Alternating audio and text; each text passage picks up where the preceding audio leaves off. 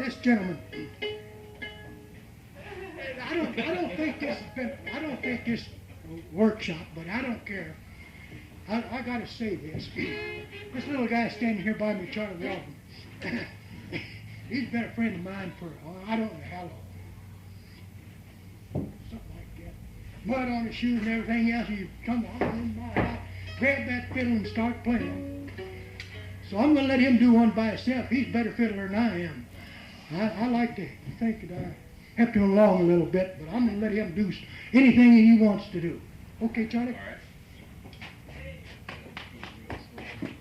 That's quite a compliment from Taylor, I think. Stewart Road Swing.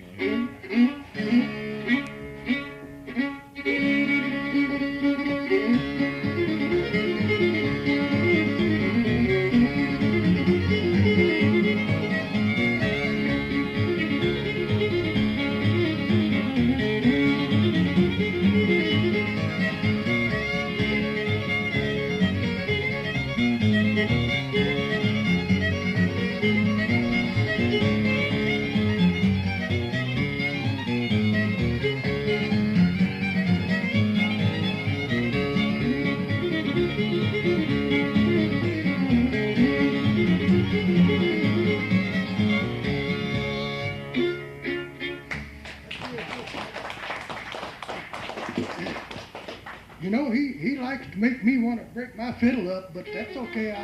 I'm real proud of him anyway. Plays the ring. That's not one of my good Liverpool.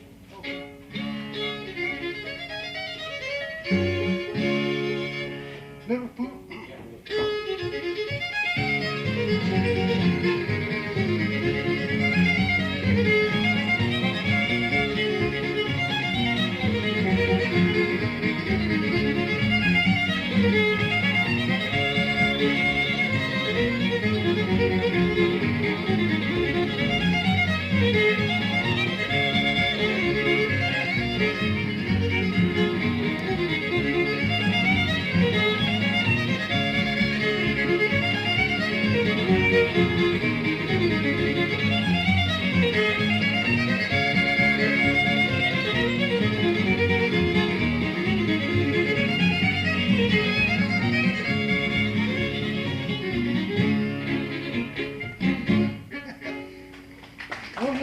Hornpipes is pretty good to play. Let's try. You know Jack of Diamonds. Look, we're going to try Wake Up Susie. Okay, Wake Up Susie. We're going to do Wake Up Susie.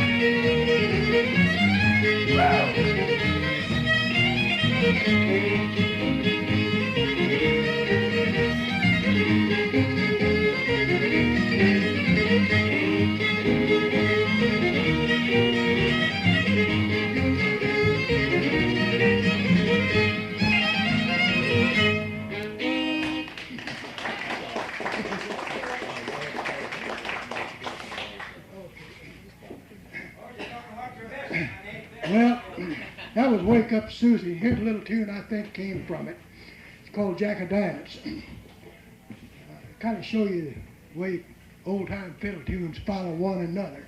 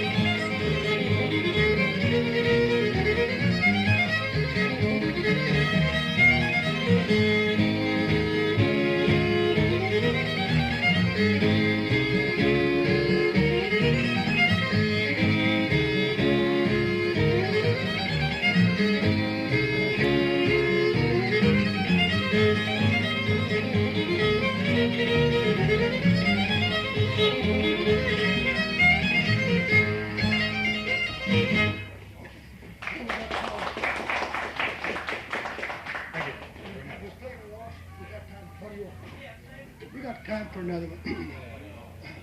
50-year-ago waltz. This is a real old one. I usually do this for people who've been married 50 years or longer, but the younger married people can listen to it too.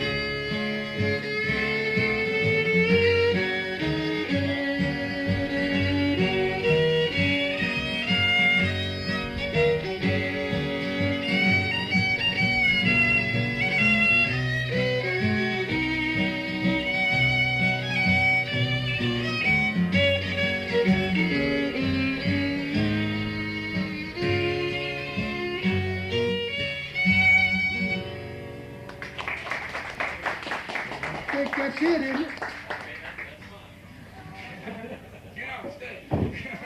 Watch this wire here. Make it fall down. Well, that was Taylor McBane. Yeah, I'm on now.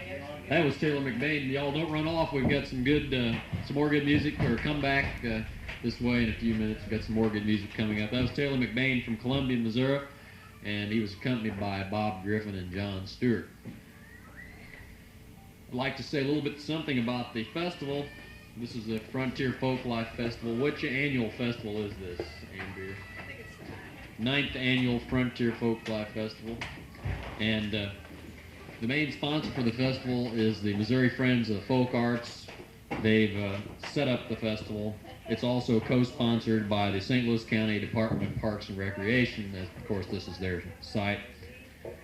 We'd like to acknowledge the financial assistance of the National Endowment for the Arts, the Missouri Arts Council, the St. Louis Arts and Humanities Commission, the Child Grove Country Dancers, and the Arts and Education Council, I suppose, of St. Louis. Our next performer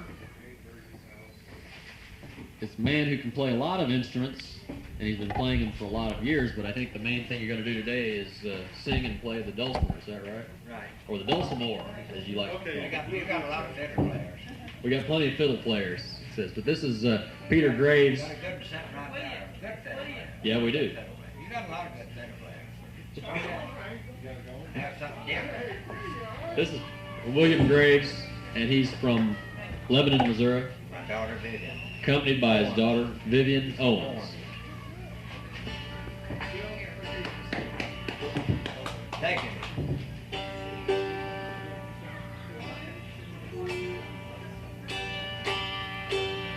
Play a lot of tunes. You probably played the Sugar and the Coffee, so I started off with Sugar and the Coffee. You play Sugar and the Coffee, don't you? Used to.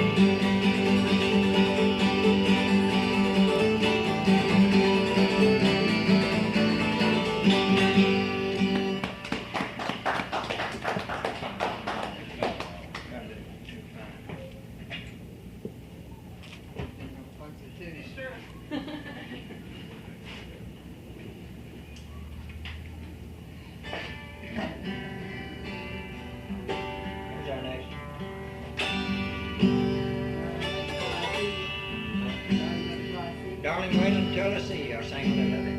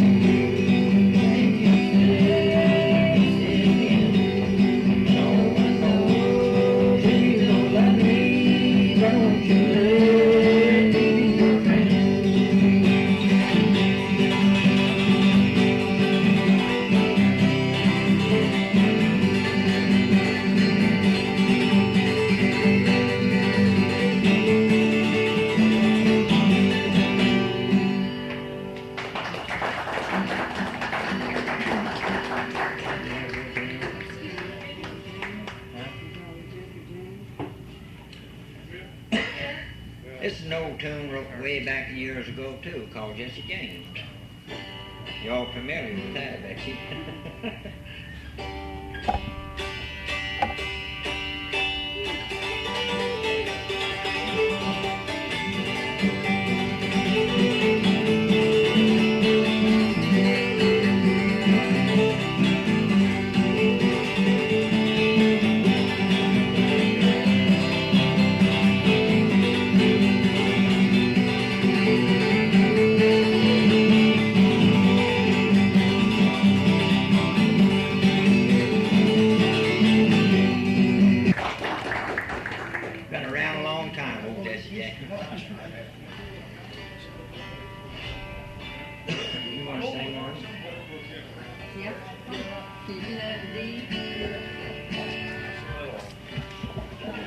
You ain't getting me right.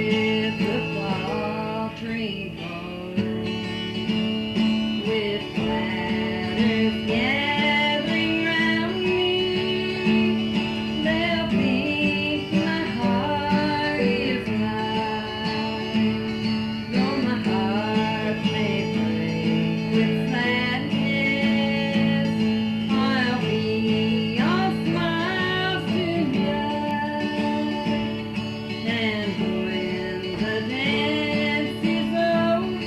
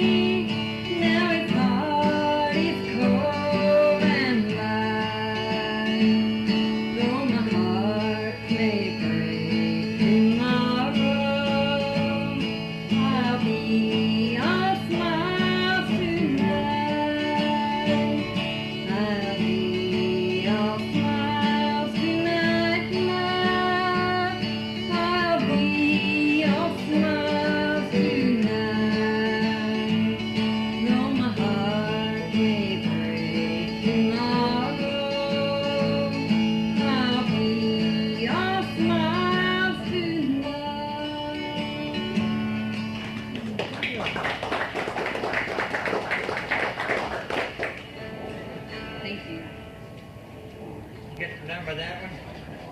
Bill. That's so old. Everyone knows that one when you hear it. Straight back down. Right back there.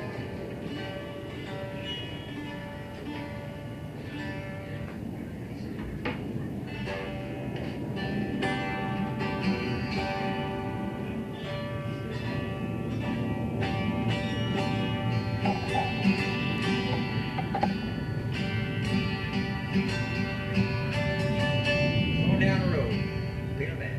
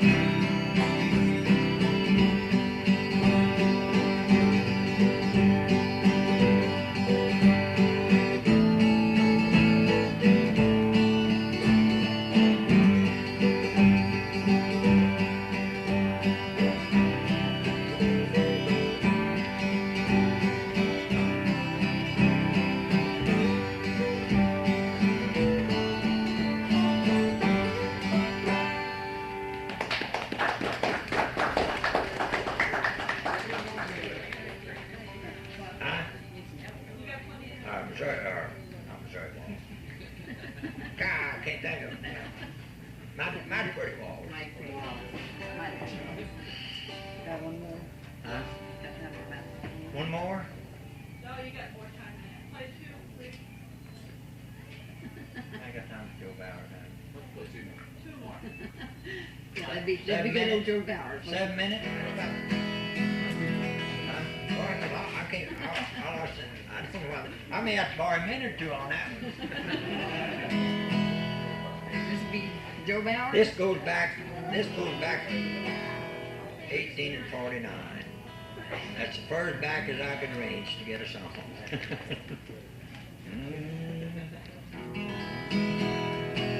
My name is Joe Bowers. I have a brother right. I came from old Missouri,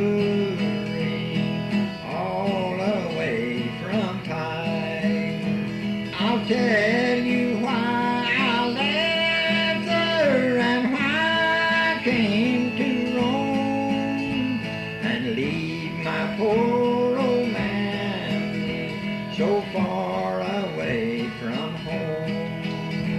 I used to court a girl there, her name was Sally Black. I asked her if she'd marry me, and she said it was a whack. She says to me, Joe Bowers, before we hitch for life, you better get your little home to keep your loving wife. Oh, Sally, dear Sally, oh, Sally, for your sake, I'll go to California and try to win a stake. When I landed in that country, I hadn't nary read a titchy wolfish feeling. I wish myself most dead. But the thought of my dear Sally did make them feelings gay.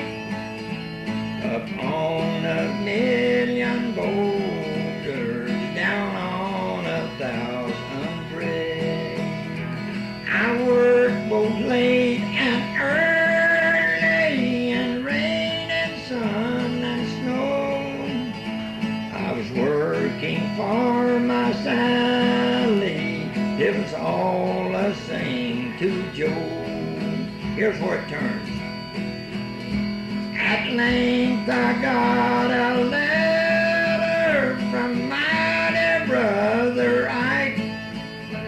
It came from old Missouri, all the way from Pike. It brought to me the darndest news that you ever did hear. My heart is almost bursting, so please excuse these tears. It said that Sally was false to me, her love for me had fled, that she had married a butcher, and a butcher's hair was red. No more than that the letter said, it's enough to make me swear that Sally has a baby, and the baby has red hair. No more. I've been all over California. I forgot it now.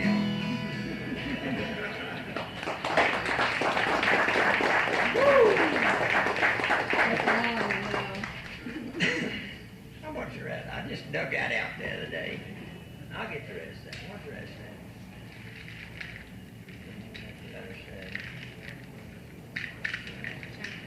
I can't think of it. Got time for another?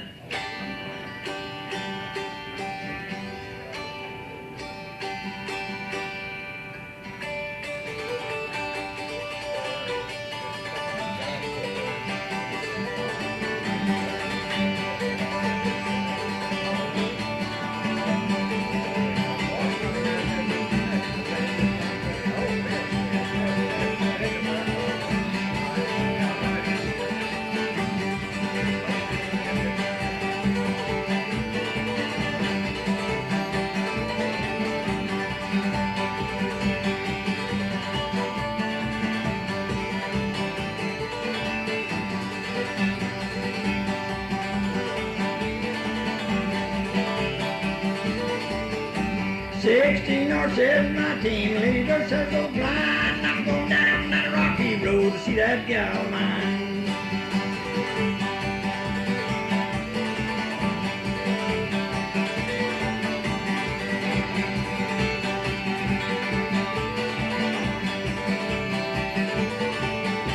When she saw me come by, she wrung her hands and cried, said I was the sweetest thing that ever lived died.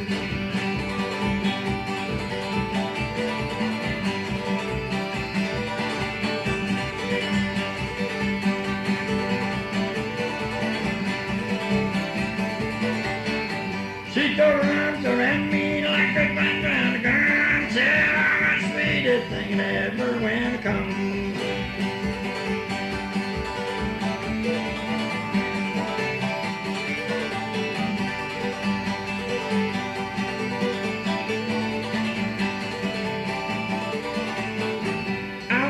On a mill down home, my sugar cane, goes my line the corner, bats out, red lines of chain.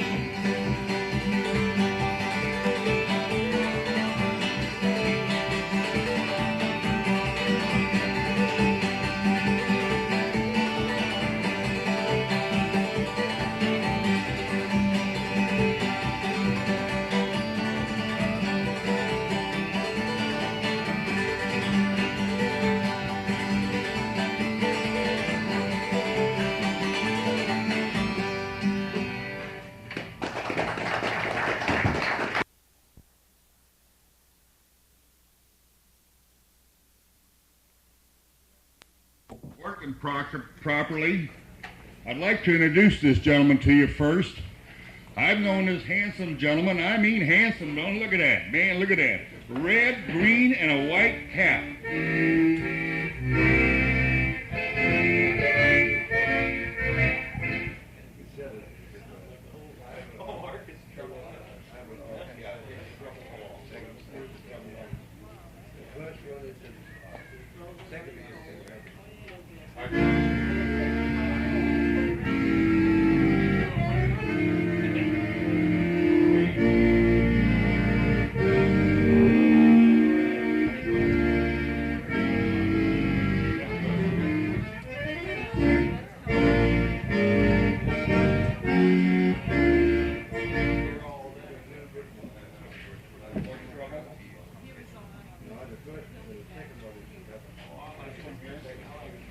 As I started saying a while ago, I've known this gentleman since I've been 16 years old.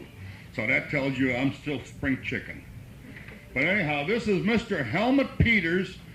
He's one of the famous vaudeville performers in many, many years ago in the 1920s to the 1930s. They traveled all over the world with the three brothers.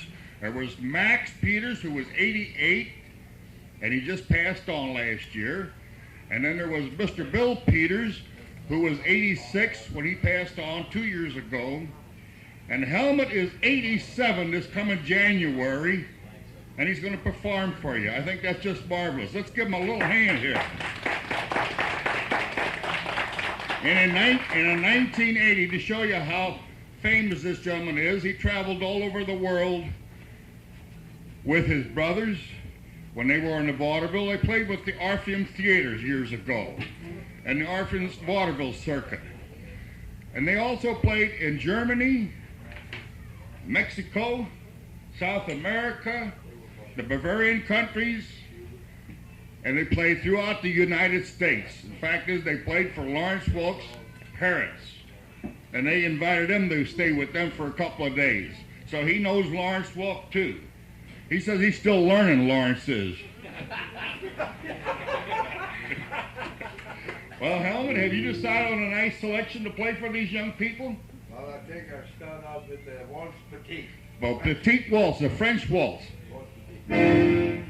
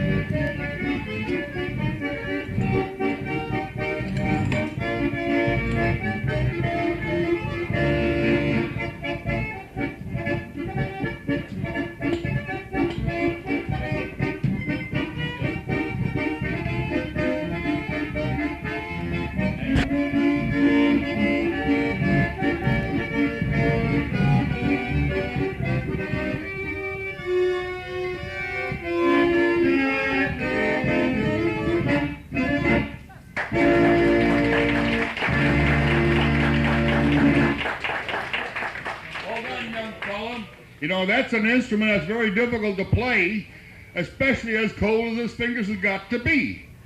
When he starts out the first time, your fingers just like a board. They won't bend, you know. Helmut, should I tell him about your instrument? This is a rare instrument. You don't see very many of these. These are known as bandonians. Now, you have, for sure, have seen some square instruments like that, similar, but the fingering is different, you understand. It's just like a guitar. The guitar is different. There's bass guitars, tenor guitars, Mexican guitars, Spanish guitars. They all look the same, but they do have different stringing. And Helmut is plays the bandonian, which was manufactured in Germany by Arnold. Which Arnold was that? Alfred? Arnold. There were two brothers at one time that were manufacturing those, but they no longer manufacture them, so this is a very rare instrument. Helmut, would you like to play something else now? Well, I play a little Western music. A little Western music, how about that? San Antonio Rose? San Antonio Rose, that's nice.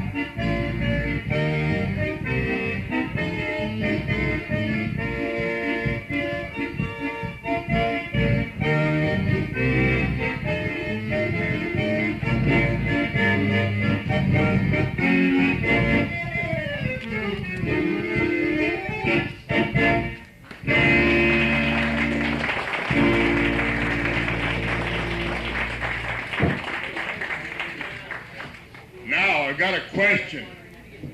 Did anybody tell you how old he was? Yeah. 39 years old. No, he's going to be 87 in January 31st. No, January 3rd? The 3rd, January 3rd. Helmut, how about the, would you like to play the Jolly Caballero? Jolly Caballero, okay. That's a good number.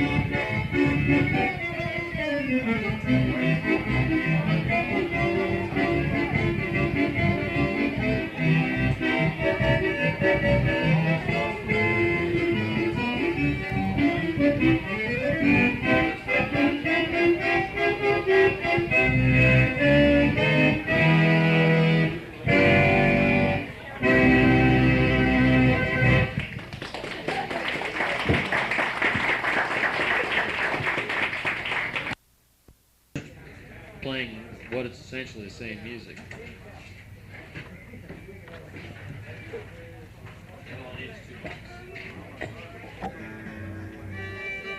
That's how you do it. Oh, everything you ever wanted to know, right? Oh my God. That's not all I know. That's just the one we play. I know. I need to make something like that too, because I never can remember names of your tunes. Somebody says, you know this one, I go, hum a few bars. Oh yeah, okay. I got it.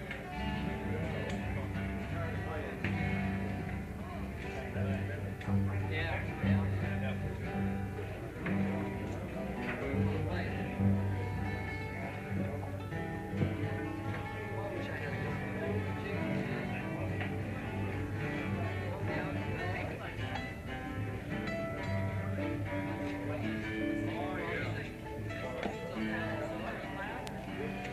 See which one's no, which one's no.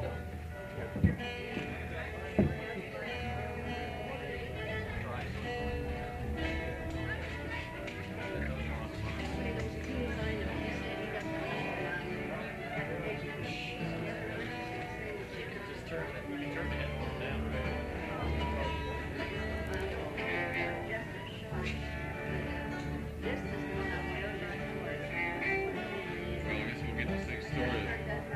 To me, the hardest thing about playing the fiddle is tuning it, especially in cold weather. So, there's a lot of different fiddle styles in Louisiana. I guess the most obvious part of it, you hear a lot of drones, kind of slide, and what you do is mostly just get a rhythm going. And you just embellish on that. So we're going to start with something we call, what do we call this? Oh, le bal à Chatanier. This was an old contredanse that was Cajunized. Cajun influence comes from a lot of different influences. The Acadians came from France, and they were in Nova Scotia, where they had their own democratic society. They were not Canadians. They were deported in 1755. They came to Louisiana. They were lived among different kind of people there, and they absorbed the influences. This is an old French tune. Chatan.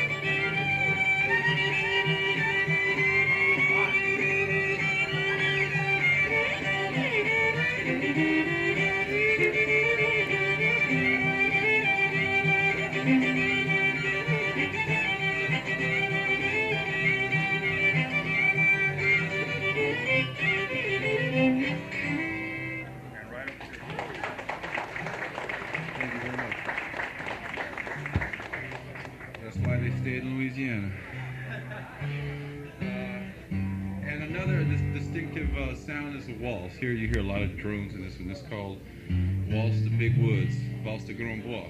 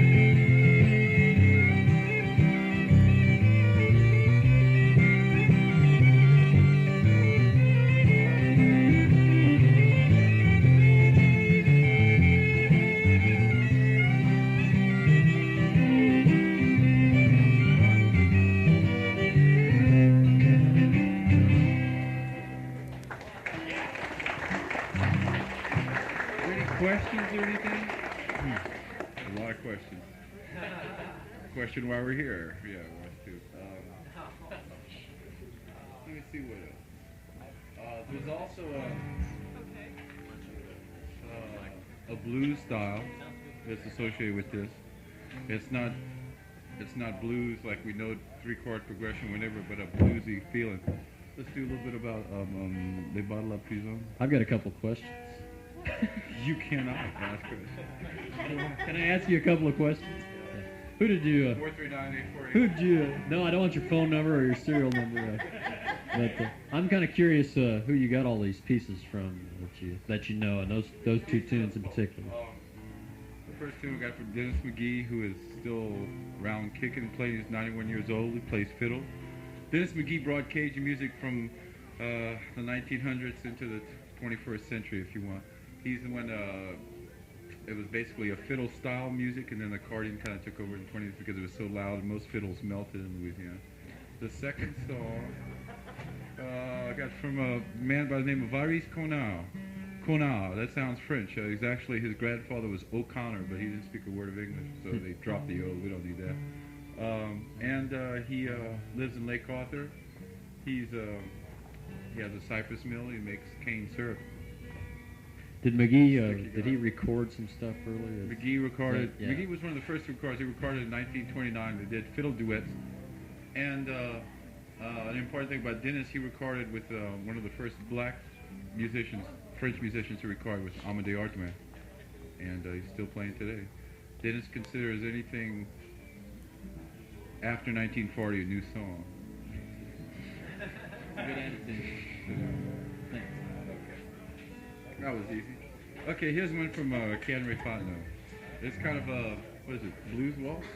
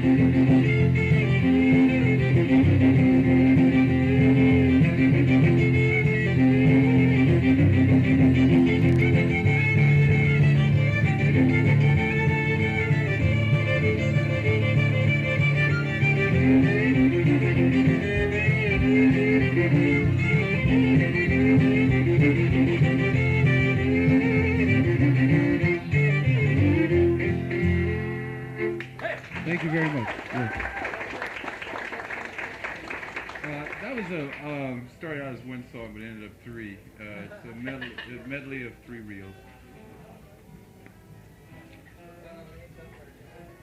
Oh yeah, one's the reel of Marcantel. Yeah, one of them is close to American, style. I don't know what the name of that is. I got another question. Again? Yeah, again. The French and Canada play a lot of reels, of course. Yeah. Have you ever found any correlation between any Cajun reels and any French-Canadian reels? Very few. There are some. So not really much relation.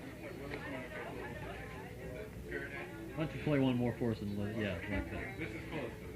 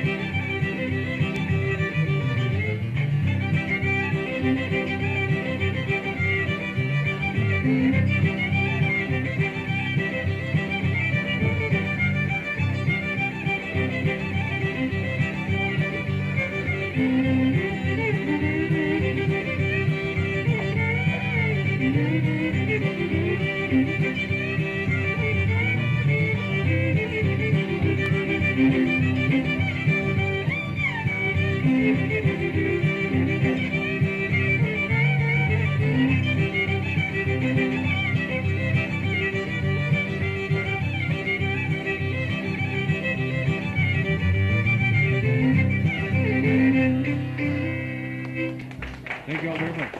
David Ducey, Mike Ducey.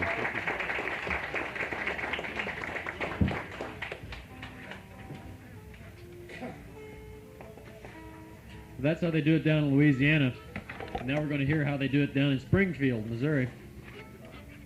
We're going to hear Art Galbraith accompanied by Gordon McCann.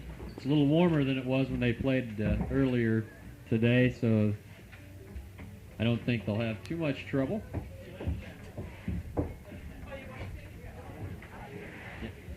His hand is still frozen in the chord position that he left at 11 o'clock this morning.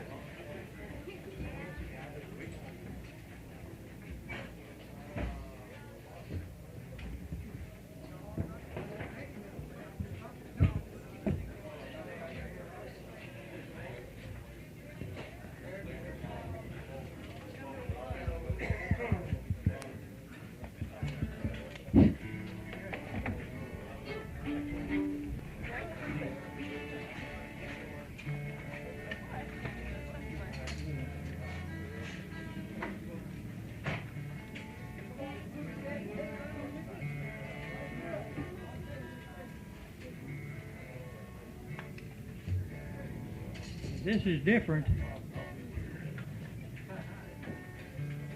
Play whiskey before breakfast.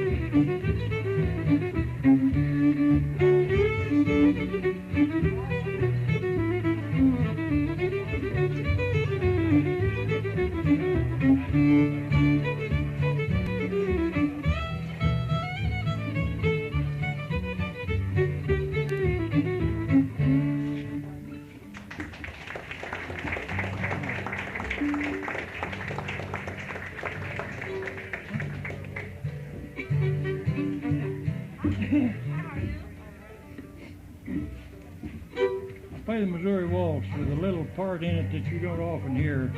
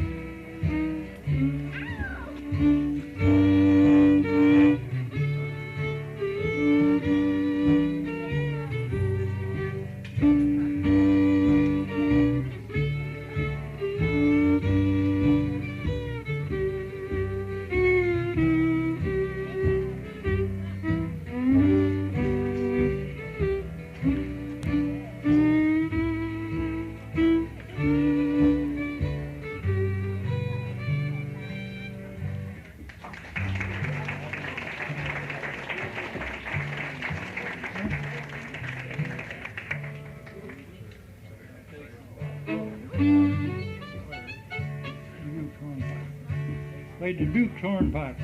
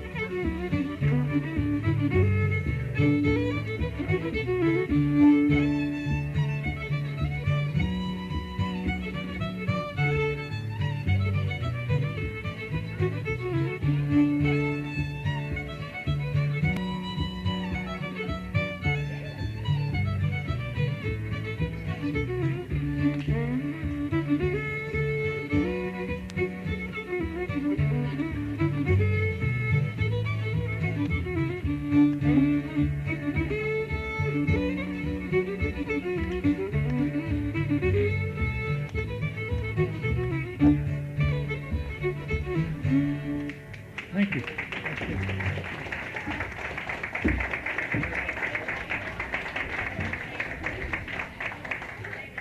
Art Galbraith and Gordon McCann from Springfield, Missouri. Of course, you've undoubtedly noticed quite a difference between the way Art played from Michael Doucet. Be hard to confuse the two of them. But it's equally hard to confuse fiddlers within Missouri. They all play quite a bit differently, even though they could play together. There's quite a bit of difference in the way fiddling is played from one fiddler to the next and from one area to the next. And this is Vesta Johnson. She's originally from Livingston County, around Chillicothe. She now lives in the Kirkwood area, here locally. She's accompanied by Steve Hall and Bob Griffin. My first tune, I'm going to do the Lost Indian.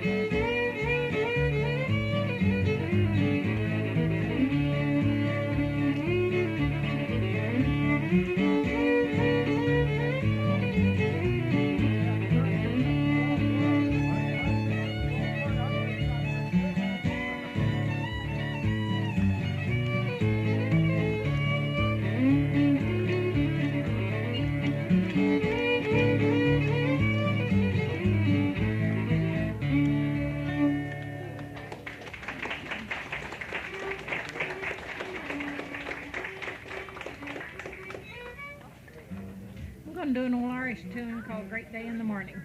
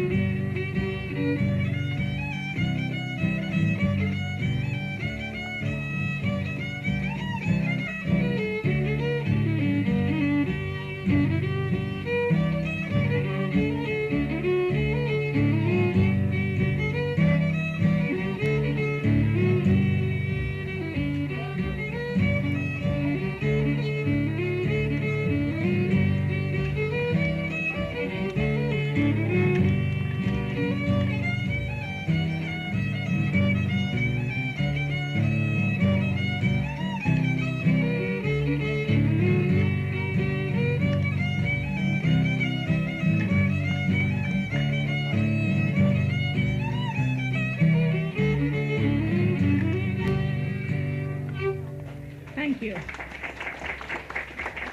This here guitar player of mine's got a call up in the next tent, so we'll cut ours a little short. Thank you, Charlie. Thank you a lot, Vesta. Vesta Johnson. Now that most fiddlers that you'd hear around Missouri and Illinois here in the Midwest are going to play what you might call old-time fiddle, which is more traditional fiddle playing, which hasn't changed a whole lot from what was played by the people who settled this region. There's a more modern influence, however, which George Ports is an exponent of, and that's bluegrass. Bluegrass music originated, I guess you can't say it totally originated, but it was popularized by Bill Monroe, who many of you I'm sure have heard of, who played in Nashville in the 30s and 40s over the radio, and on 78 RPM records were recorded of him. But he popularized bluegrass music, and it's sort of a combination or eclectic music form, which includes one aspect of bluegrass is old-time fiddle music, and so they're often confused with one another. But George is a very good bluegrass fiddler, I think, and I think you'll enjoy what he does. But it is a little bit different than what an old-time fiddler might do with the same kind of tune. Go ahead.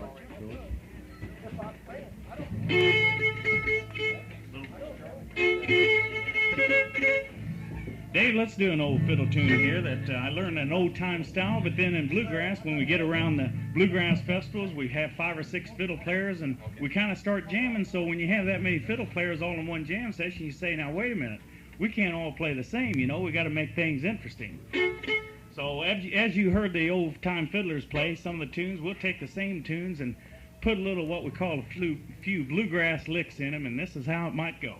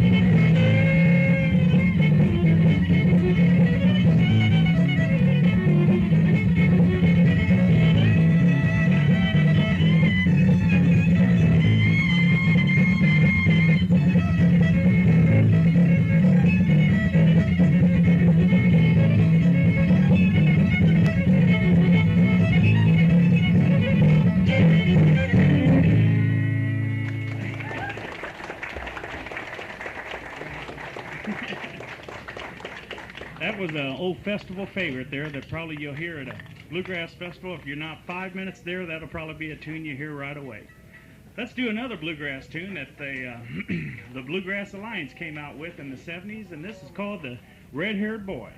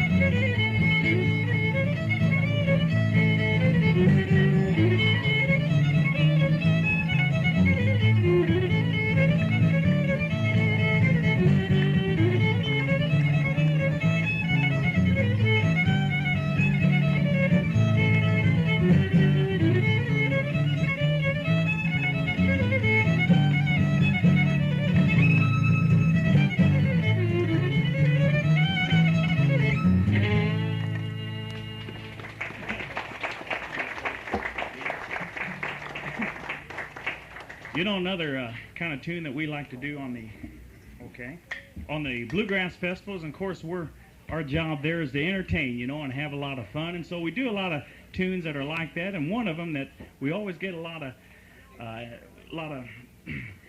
people ask for them, a lot of requests for this tune, and that's one that's called The Mockingbird. And we only do this undercover, you know, because we're afraid that they'll zero in on us, so we kind of make fun of the birds on this tune.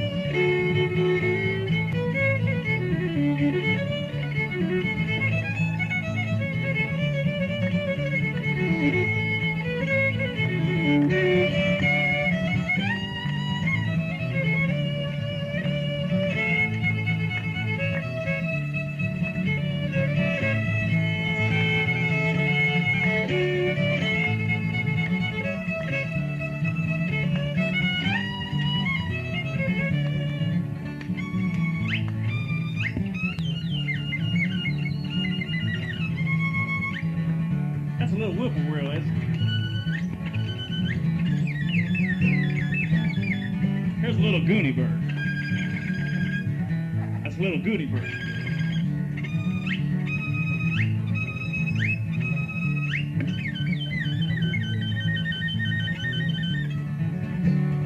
We all know what that bird is. That's a woodpecker. That's right. I run more strads that way, though.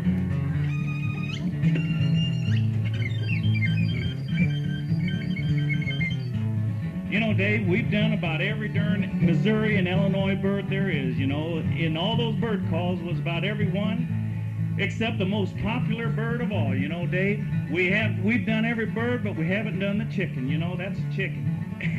Can you kind of give me a little chicken G chord there on your guitar? Oh.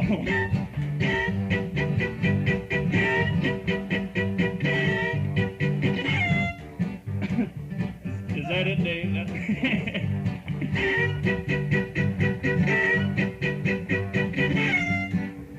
You know, that's not the funky chicken or nothing like that. That's just a plain old barnyard chicken, Dave. Dave, have you ever heard a chicken laying an egg? No, I've been spared. You've never heard a chicken laying an egg?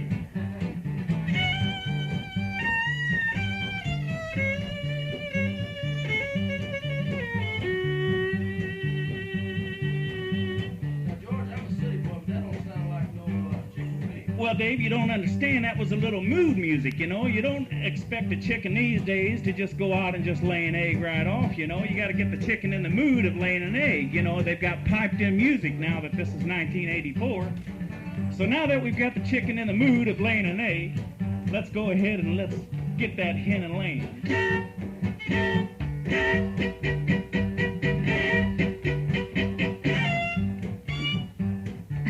That was it, Dave. It was a little bitty egg. It wasn't eating salad.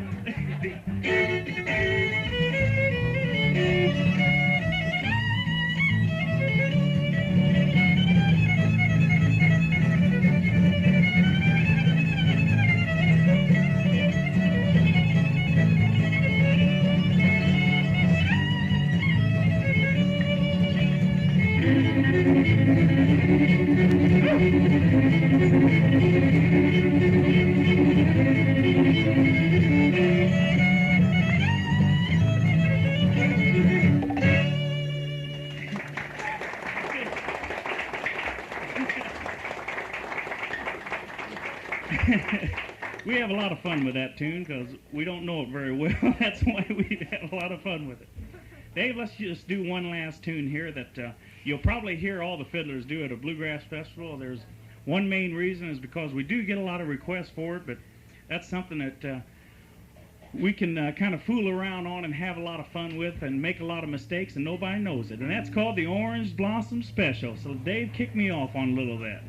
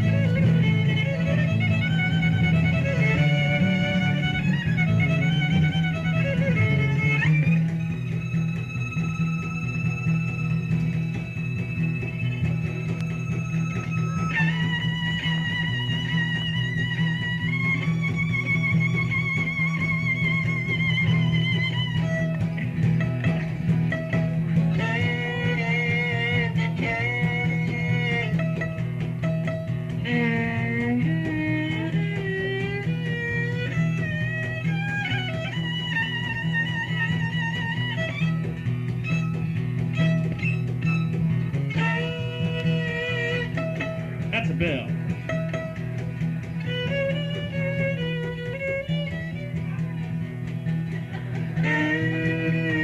That's a train whistle.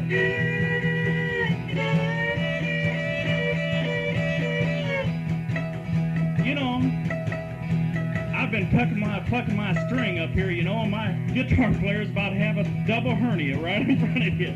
But I'm going to work him, you know. We like to, you've noticed we've been going about freight train speed, you know, and this is 1984, Dave, and we've got Amtrak, you know.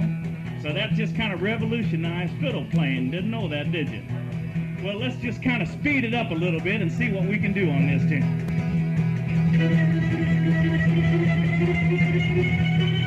Woo!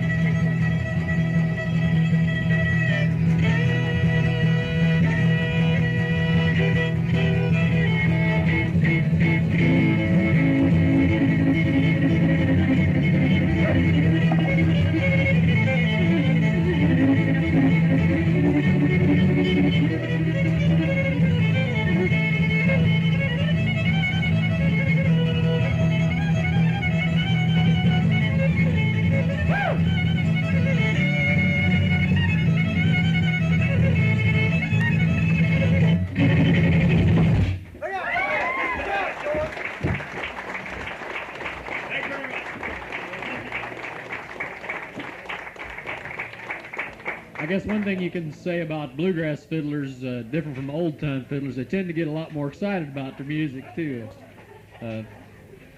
George plays regularly at bluegrass festivals all over Missouri and Illinois, and he's, besides being a musician, he's also quite an entertainer, as you can see. The next fiddler we're having is an old-time fiddler again, and this is Taylor McBane. He's from Columbia, Missouri. He's lived in Boone County all of his life, I guess, central Missouri, and he's learned the local tunes there. He's also learned quite a bit from tapes and records that he's had later, and I think his father played the fiddle as well. They're going to just tune up just a minute. Taylor's one of the people who influenced me early on, got me started playing the fiddle. In fact, I guess if he was noted for anything, it would be that he has passed on his art to more people, probably than anyone I can think of. He's worked with more young people learning to play the fiddle.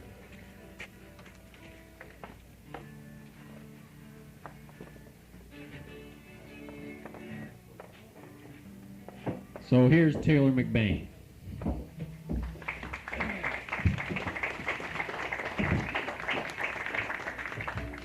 These people here are real good friends of mine. We get together once in a while, but not too often. But we like to get together. I'm going to give you 3 or 4 tunes. I don't know. They'll stop me when they get tired of hearing me. You ready, George? Hey.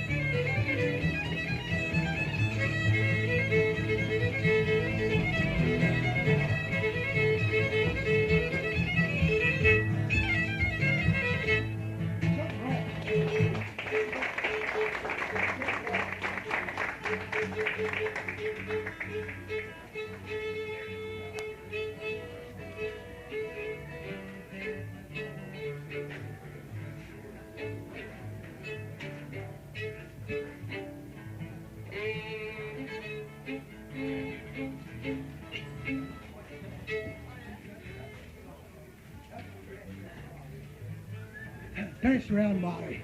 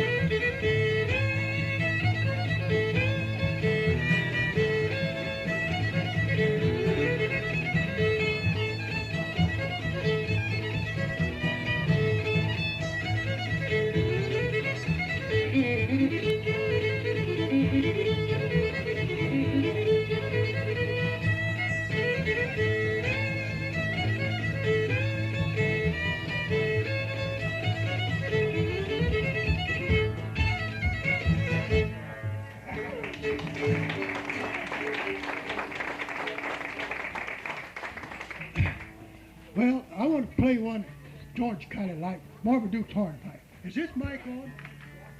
Is it? George talked about different old-time fiddling and bluegrass stuff. Well, I think old-time fiddling comes in first. I'm pretty sure of that. So I'm going to be number one on that with him today. George, we'll play Marmaduke's. You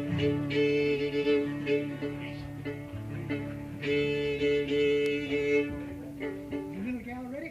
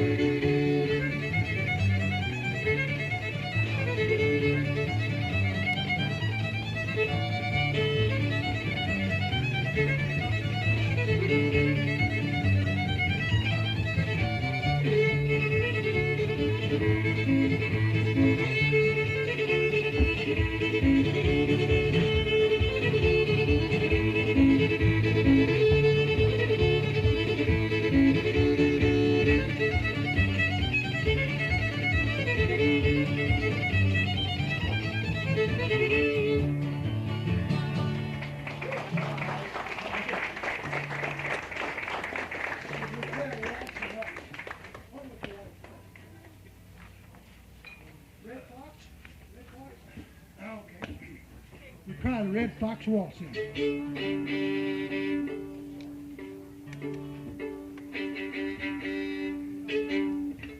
This tune comes from Boise, Idaho. Lloyd Wanzer taught me this tune. He came to play he was a national fiddle contest. Hi, Hein. He was a national fiddling champion, I think 4 or 5 times, and finally Herman Johnson beat him. But this waltz I got from Lloyd Wanzer.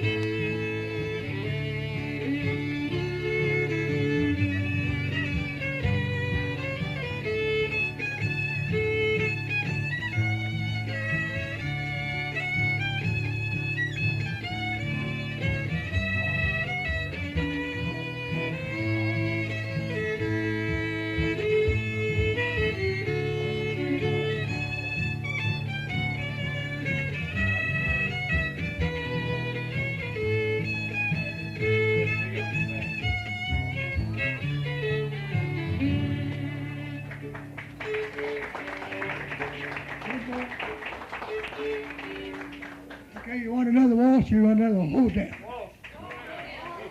Beg your pardon? Hold down. Hold down. Okay, George says hold down. That's what we're going to do. Right. Let's play Jack of Diamonds.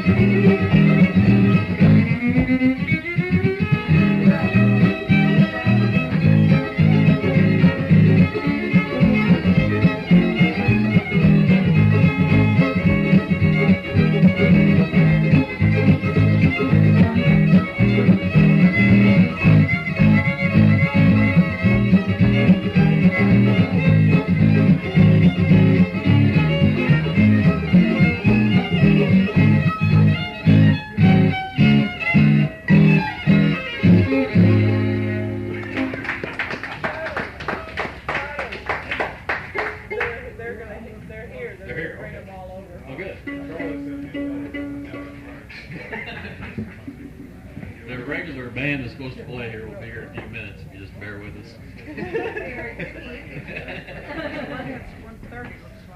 You know any more rags?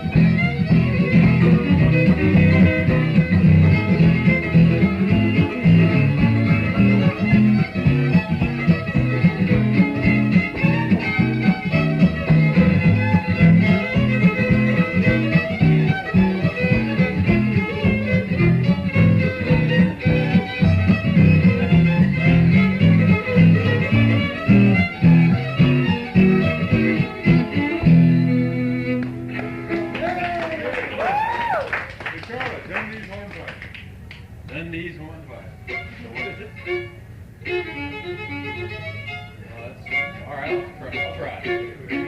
D. Done deal.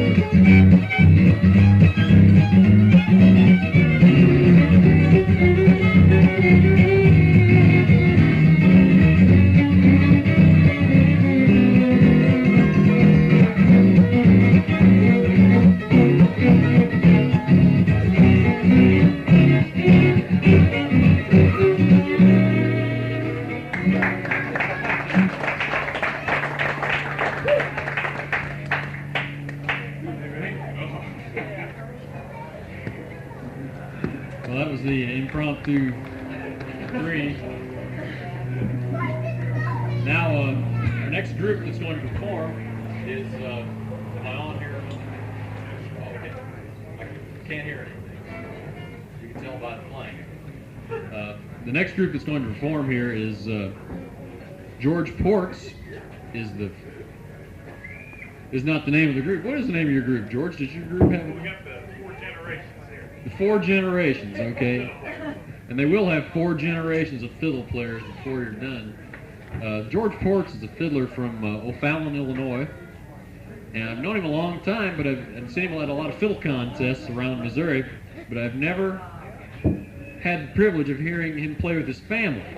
And he's probably actually better known for his playing with them at bluegrass festivals and other kinds of events than simply playing for fiddle contests. And I think you'll really enjoy the music they'll provide for you today.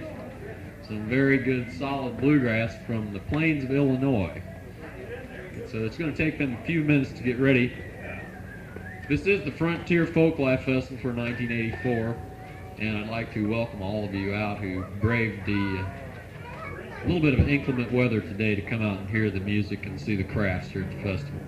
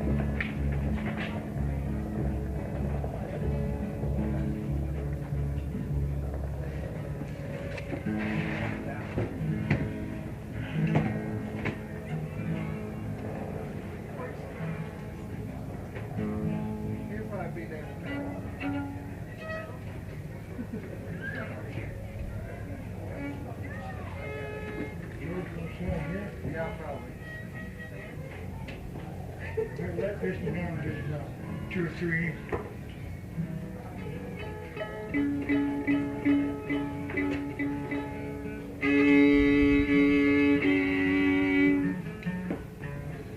Did you hear me? Yeah. Cheer up out there. No cold.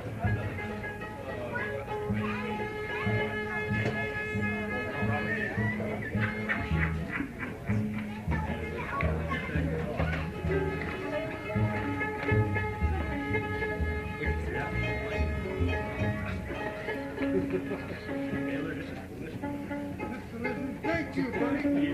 Yeah.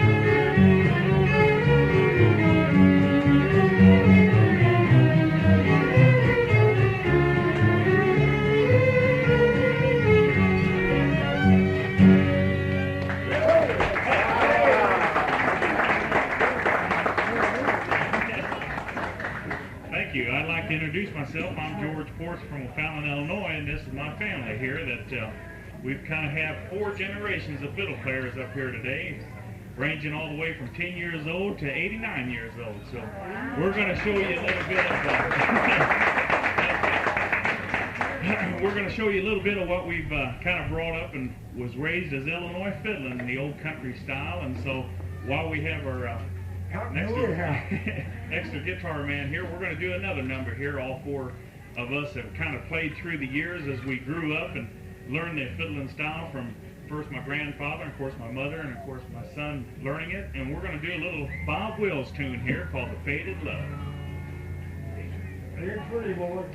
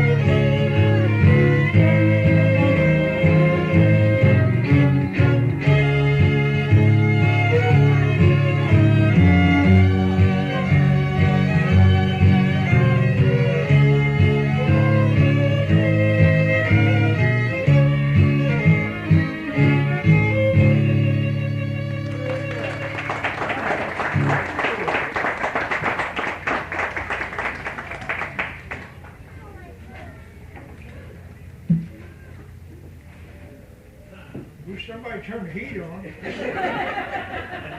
It's on last week.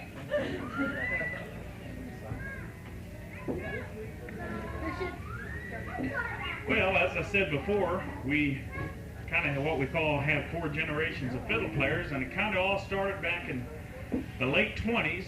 Actually, Grandpa was born in 1896 in Crawford County, Illinois, and as a young boy around Oblong, Illinois, he started his fiddling with an old Indian that lived down the road from him, and it was a one-eyed fiddler. And he was an old-time fiddle player that kind of played, and he was real poor. And he used to go down to his house and used to trade, and he started on a cornstalk fiddle that he made for himself. Cornstalk fiddle was about that long and had 1 or 2 strings on it, until finally he was able to buy himself a fiddle for about $6, $7 in town. And he started going down to this old Indian and was showing him some tunes, and kind of got him started in the early 1900s. Then about the early 1920s, because of the Depression, of course, hitting across the country and stuff like this, he kind of moved to Oklahoma to work in the oil fields. Well, then that kind of spurred his fiddling on, because in the 20s, he met a legend down there in Oklahoma, around the Tahlequah, Oklahoma area, and his name was Bob Wills, and he started going to his dances. And of course, back in that area, Bob Wills was just beginning to start his Texas Playboys, which was a very famous band as we know it today. And of course, he started going to the dances, and that was about the only form of entertainment back in those years. And with this popularity of the singing and the fiddling coming along, he took out his old fiddle and he started playing. And of course, on Saturday nights they would have what they call a kind of a house dance, and so all the people would get together in what they call they used to have tent cities down there as they worked the oil fields. They didn't have enough money or anything to really build houses, or would stay in one place that long, and so they started kind of fiddling around the area as far as at dances and things like this. And so that's when Grandpa really got his start down through the Oklahoma and Kansas area. He then moved about the early 30s up into the Kansas area, and of course the country dances all through that was a big part of America, a big part of their heritage. So we're going to play a couple of tunes here to kind of show you about how they kind of used to do it back in those days, whenever they'd have a old square dance and they'd get out and get the fiddles and the guitars and they'd just have a good time. They didn't have microphones and things like this, so they had to play real loud. And this is one of the tunes that he probably played down through there, because, like I said, they had a lot of square dances. And this is a tune that probably reaches from ocean to ocean. And it's an old tune called the Mississippi Sawyer that was probably brought across, that's why it's known kind of throughout the territory and throughout the country. And Grandpa, let's just play a little of the Mississippi Sawyer for him.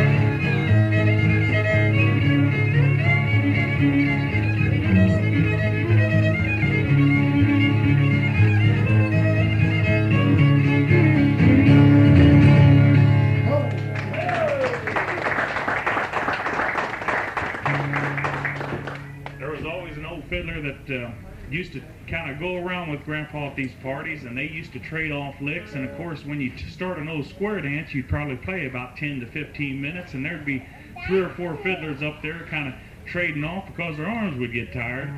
But anyhow, he learned this from an old fiddler down there.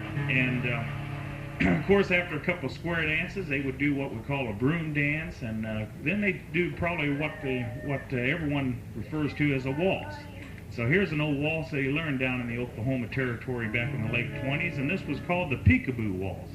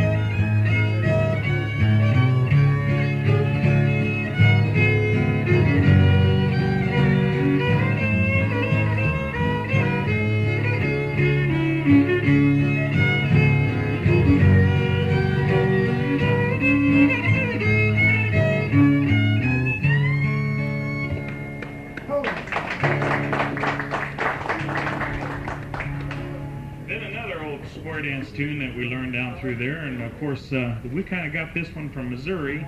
As he traveled up into Illinois, then he kind of started coming over into Missouri and meeting some of the old fiddlers over here. And we like to trade tunes, of course, from different areas of the Midwest here. And this one's called the Old Missouri Mule.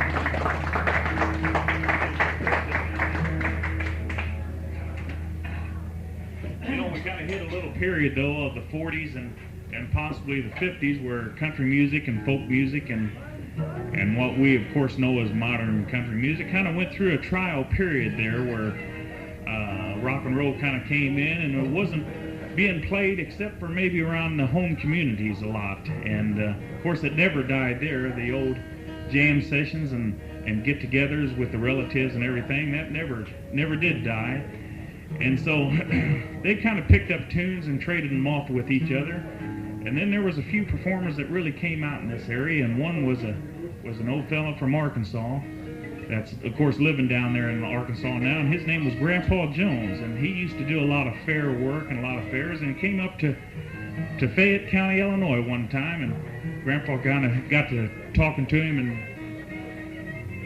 and kind of met him that night as he played the fair. And of course, country performers, they're just normal people, you know, and they're never too good to come out and meet the folk that kind of bring up this kind of music. And so he kind of taught Grandpa an old tune there that we've been playing, I guess, ever since I was Jason's height there, and it's called "The Chicken Can't Roost Too High for Me."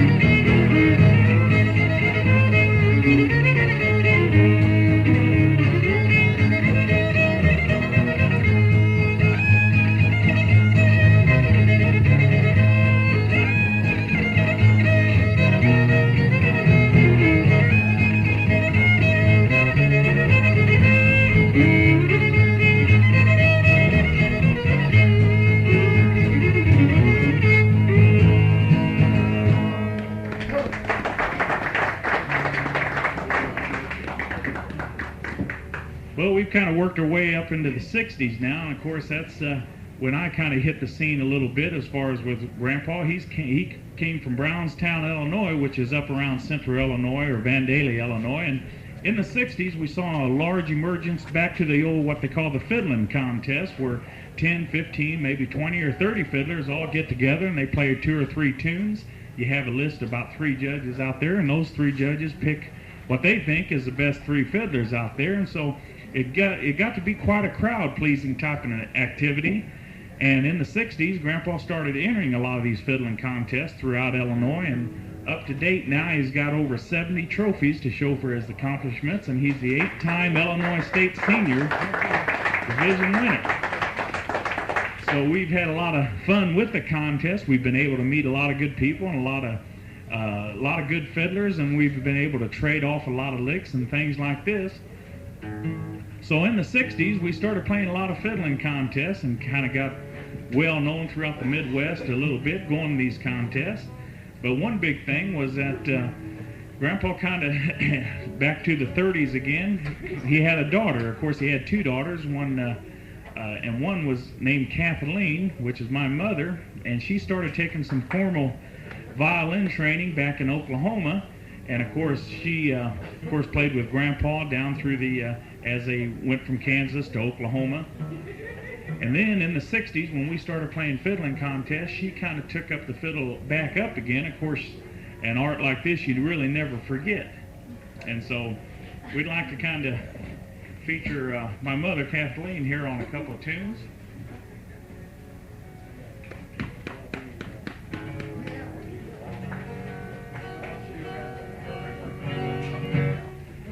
And then through the 60s, with myself coming in and starting to learn the old-time fiddling from my grandfather, my mother, who had already known how to play the violin and the fiddle through the 30s and the 40s, as they operated a restaurant up in Brownstown, Illinois, she took the art of fiddling back up again, and she's the 3-time Illinois State Ladies Champion. So we're... So anyhow, we'd like to do an old tune here called, of course, we learned most of our tunes from my grandfather here, Perry, and this is called Red Wing.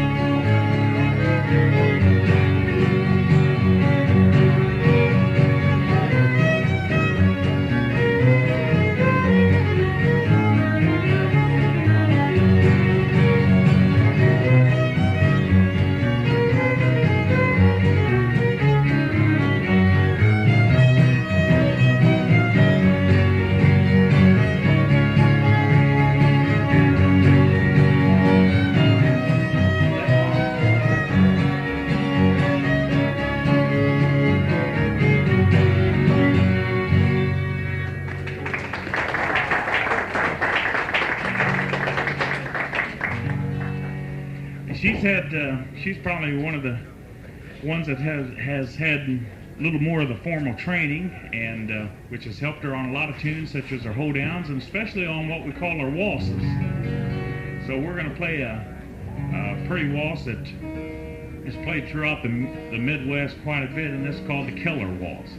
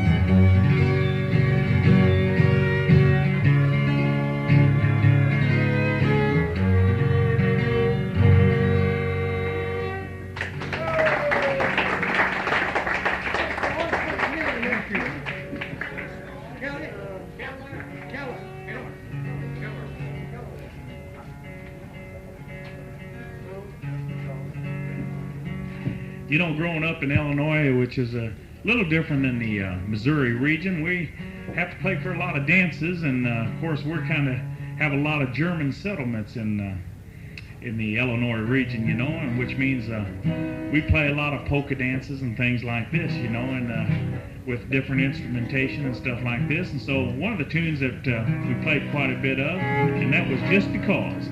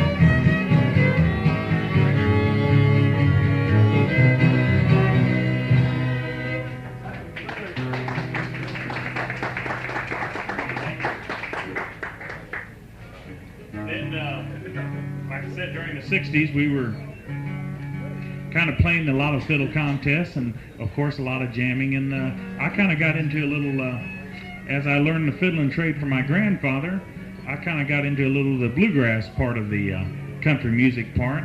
And myself went down into Kentucky back in the early 70s and played with a couple of groups, one called the Owens Brothers, and lived about 2.5 years down in Prestonsburg, Kentucky, and was lucky enough to have played the Grand Ole Opry and played the White House and played in Toronto, Canada, and of course Mexico, and played a lot of different places that I'd never been to before. And I lived down there, like I said, for 2.5 years, and was married, and the wife and I lived in Prestonsburg, and we had a son. And of course, with 3 generations of fiddling coming kind of in our blood, we knew that a 4th generation was just going to emerge in the next few years, and we soon moved up from Kentucky back into Illinois to be close to our family, and of course my grandfather. And down there I was kind of had a funny story. I was lucky to play about 3 months with Bill Monroe on bass, and Bill Monroe is the father of bluegrass music and probably one of the granddaddies of country music. And Jason was only about 2 weeks old when we played a festival down in Kentucky, and Bill Monroe held Jason and kind of babysat for him while we played on stage.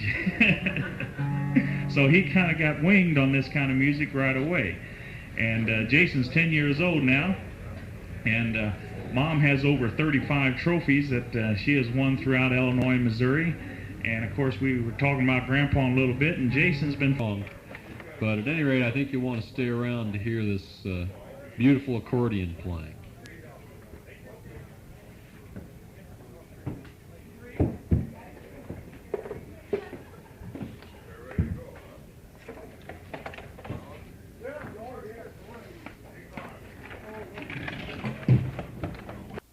Play 2 or 3 tunes to take us up to 3:30.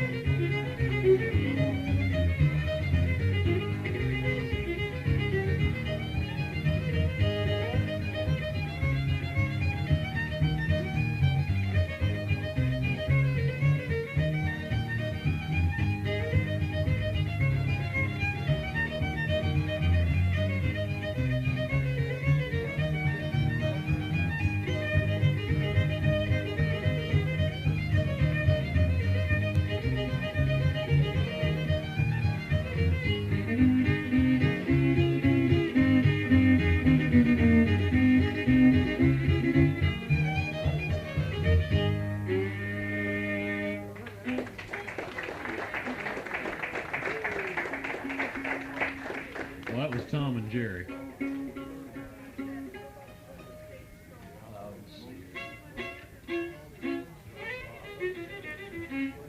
This is John and Bob.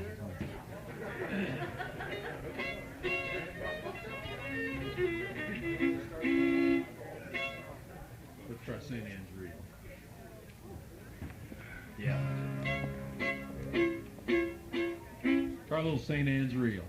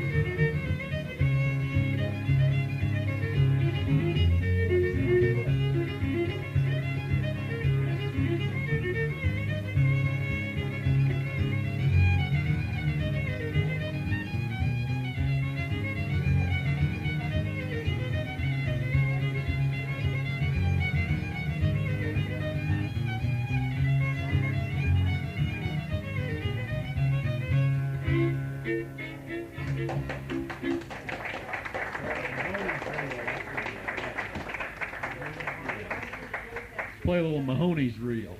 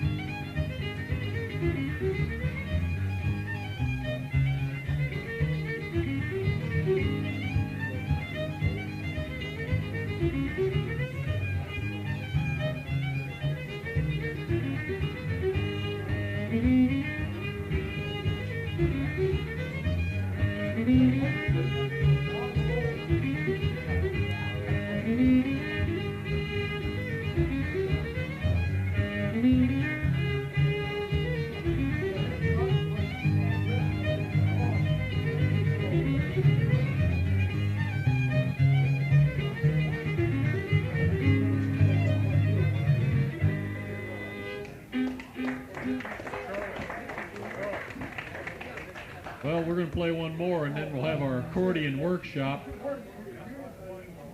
Try a little bit of zigzag hornpipe, and we'll mix it up with Fisher's hornpipe.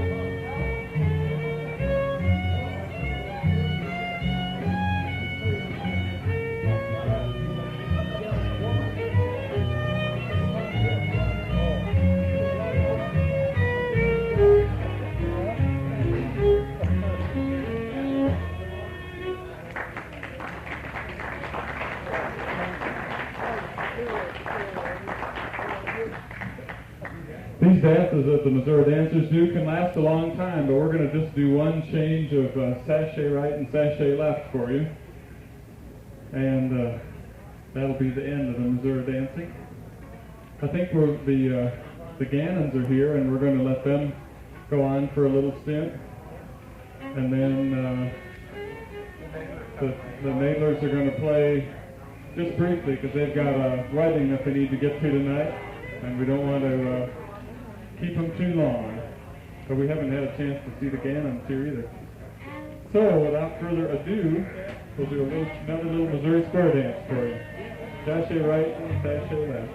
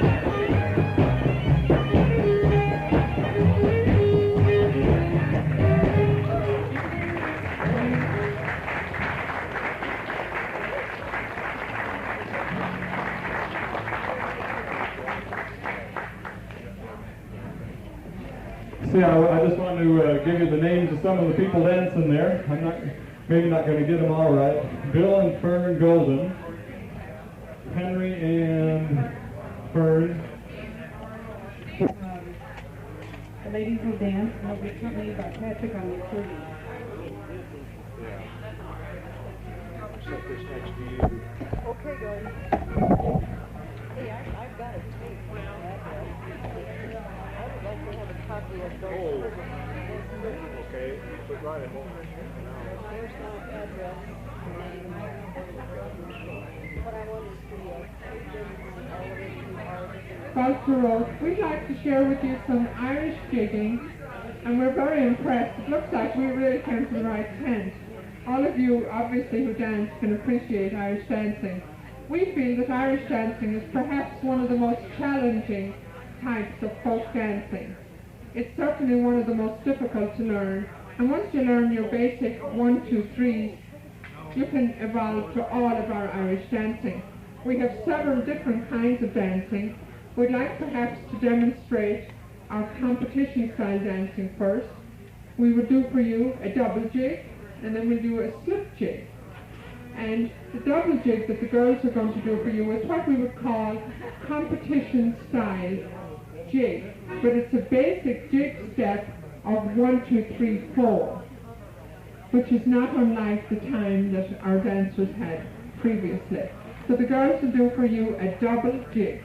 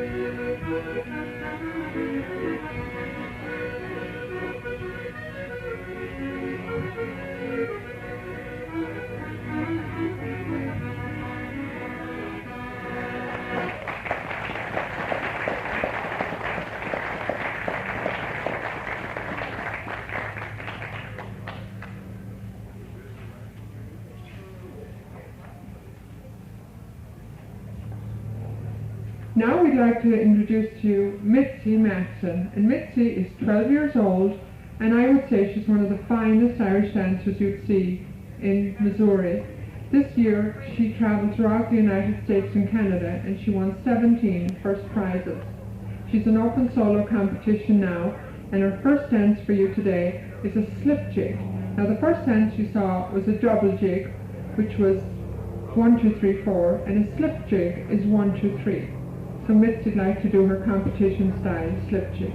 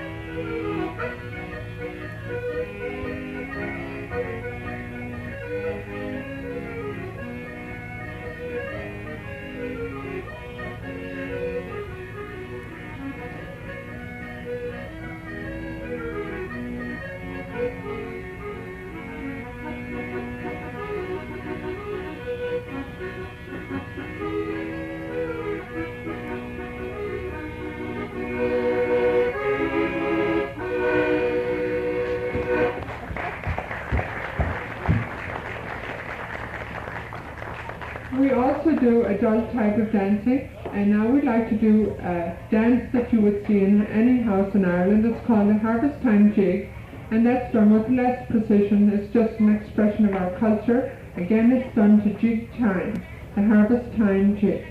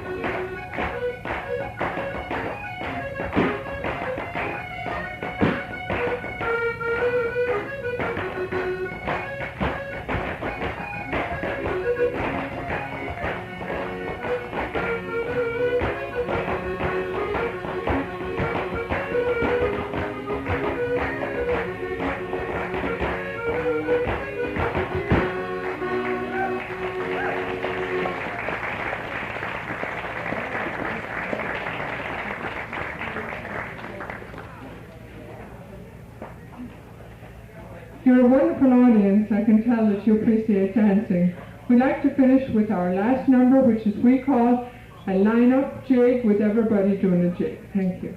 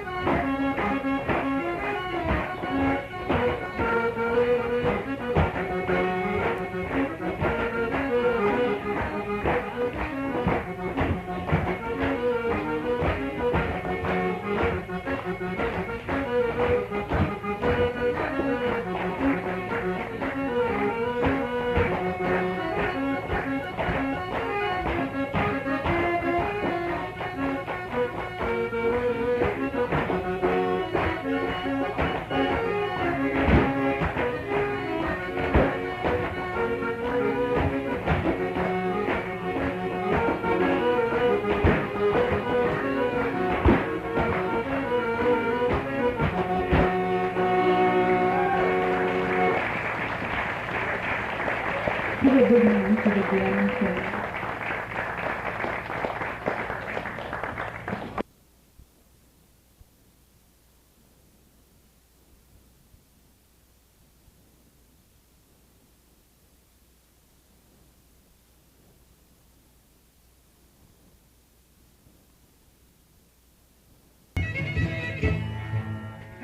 Thanks,